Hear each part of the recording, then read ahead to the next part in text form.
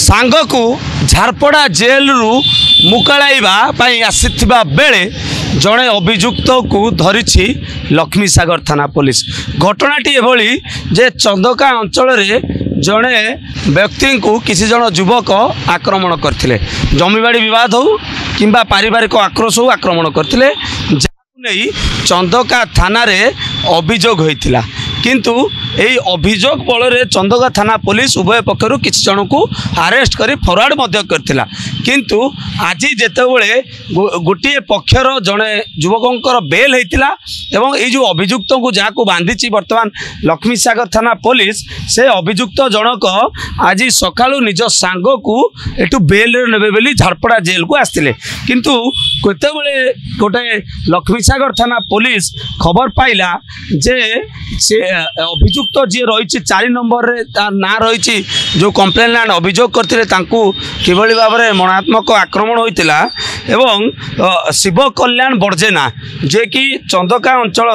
शिव कल्याण बर्जेना जे कि संघबद्ध भाव में संपृक्त युवकों को आक्रमण करते एवं से ही घटना रे आपण जानती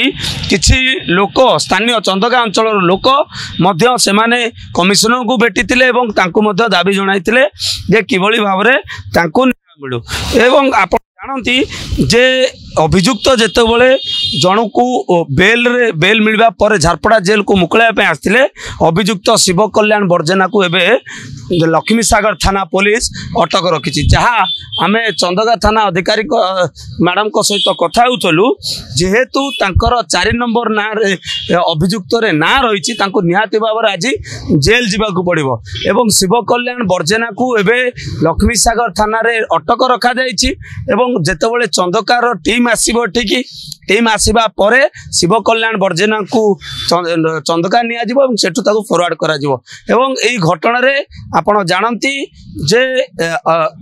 जे जो अभियुक्त माने रहिथिले जहाँ सीसीटीवी फुटेज रे कैद होइतिला एवं जो अभियोग